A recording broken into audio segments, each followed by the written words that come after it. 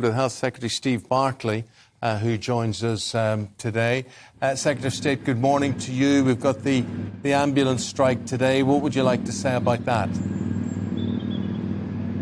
Good morning. Well, obviously, we're working closely with trade union partners in terms of the contingency plans that we're putting in place, but clearly there will be an impact today on patient responses, and that is very concerning. There's only so much that can be done through those contingency measures. We've provided in full the settlement that the independent pay review body have awarded. That came on top of 3% last year, which was at a time when the rest of the public sector were facing a pay freeze. But we've been having further discussions with the trade unions, but clearly it is disruptive to patients to have these strikes, and we're saying to people, if they do face genuine life-threatening issues, then of course the response is to phone 999, but if not, then to be very mindful of the pressure on the system today. Clearly there's 111, which is there for urgent calls. We were just asking people to be mindful of the significant pressure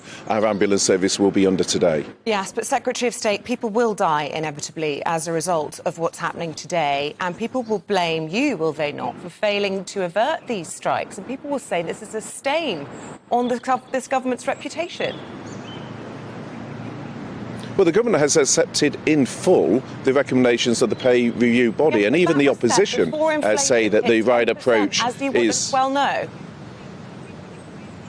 Well, that is why we had discussions on Monday with the unions in terms of this coming year's settlement. Of course, we're more than 3/4 of the way through this year, and I don't think it's right to go all the way back to last April, retrospectively to last year's pay, but we're open to discussing in terms of this year's pay review body that will want to take on board what has happened with inflation. We're keen to work with the trade unions in terms of our evidence to the pay review body. That's what we had constructive discussions with them on Monday about. It's what I'm meeting the Doctors' Union to discuss further today. So it's important in terms of this coming year's pay review body that we get that right, that we work constructively together on the evidence that goes in, and of course that will take on board what has happened over the last year.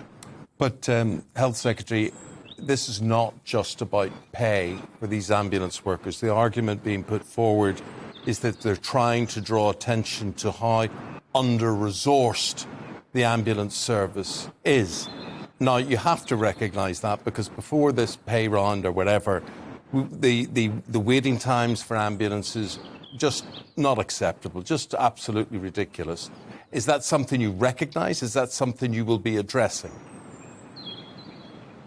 Yeah, we recognise that the pressure that we've seen, particularly in emergency departments, in our accident and emergency, hasn't been acceptable. And I made that clear in the House of Commons on Monday. That's in common with many other countries as well. If you look at what the First Minister said in Scotland, their hospitals are nearly completely full. If you look in Wales, severe pressure on the NHS, more than 50,000 patients waiting more than 2 years for their operations. If you look in France, in Germany, their intensive care units are saturated. My counterpart, the French Minister, was saying because there's been massive pressure on the system as a consequence of the pandemic. We've got more than 9,000 patients still in hospital with COVID, and then we had this massive surge going into Christmas, a 7-fold increase, sometimes as many people with flu compared to the previous month, and 100 times more patients in hospital with flu compared to this time last year. So you're right, there's been massive pressure on the system. That's why I announced on Monday a further £250 million to provide very quick support to get more people out of hospital into residential care, those people who are fit to be discharged from hospital, around 13,000 patients who don't need to be in hospital and can be discharged. That, of course, builds on the funding that we were already allocating at the autumn statement. We prioritise social care, £7.5 billion over the next 2 years, on top of the £6.6 billion that is going into the NHS over the next 2 years. So we recognised in the autumn statement that this was going to be a very challenged winter because of the legacy of the pandemic. But what we saw in common with countries, whether in Scotland, Wales, but across Europe, was a massive surge in flu cases that has put enormous pressure onto A&Es, and that's what I set out with a range of measures on Monday we're doing on top of the extensive work that was set out in the summer.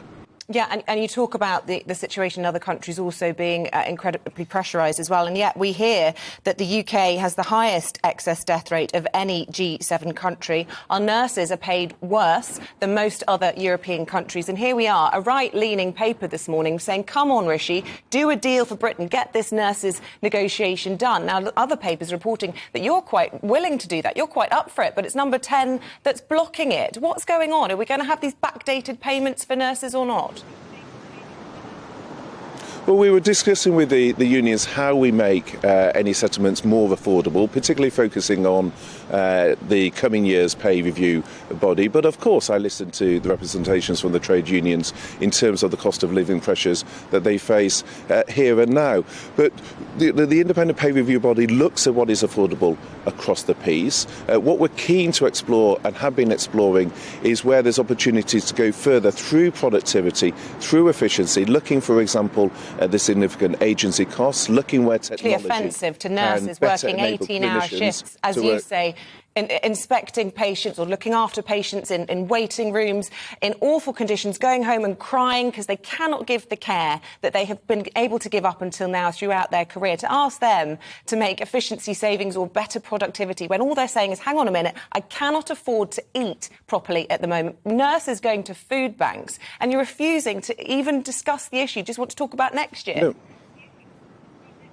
No, what we're saying is it's this coming year, the pay that would apply from April, and it's about how we get the whole of system working better. One of the things that nurses, indeed, and that's what we're discussing with the trade unions in terms of how we get the interfaces, how we get more technology, how we ensure that people can be avoiding what they say to me is often their frustration, the high cost of agency, the technology that is not enabling them to do their jobs as effectively as they want, many of the irritations in terms of for example, having to phone around to get information in hospitals. I was at Maidstone last week looking at how much better it was for staff, where there's a control centre in place, where they've invested in technology, where they're able to get better flow into the hospital. So there's things we can do better in terms of getting the system to work. That's what the unions themselves said they wanted to see on Monday. There's opportunities for us to get those sort of systems in place. So there's a range of things we can do. Of course, the pay review bodies is the right process to do that. That's something, as I say, even the opposition recognise that we should settle these things through the pay review bodies. But we're listening to the unions, we're engaging further with them today, and we're discussing that across the government. We've got to say goodbye to you, Health Secretary, but it's not just about money, all of this. I mean, you've mentioned a few times agency staff there and the high cost of them, but actually agency staff, why do we hire them in the first place? Because they're a low cost, because they don't have pensions or holidays or all sorts of things. So that's all a bit confused. And just the idea we've got to value people who work in the health service and people who do certain jobs. So it's not all just about money, and that's what the ambulance drivers are trying to draw attention to today. Good luck in your efforts and your endeavours. It is. No, and I agree. Yeah. Well, I agree. One of the things, actually, when I go and visit and speak to paramedics, actually they say to me, more than pay, their central frustration is those handover delays. That is causing huge frustration to staff in the ambulance service. That is why we're focused on the patients that could be released from hospital. That's why we're putting extra money into that issue of what's called delayed discharge in order to free up capacity. If we free up capacity in the hospitals, that in turn frees up capacity in the emergency departments and tackles what is the central frustration of so many other paramedics. It is those handover delays. Well, good luck to you, what you're trying to do, Steve Barclay, and, let's hope everybody can reach a satisfied conclusion all this as we move forward. We say thank you for your time and good luck. Thank you very much indeed, Steve Barclay.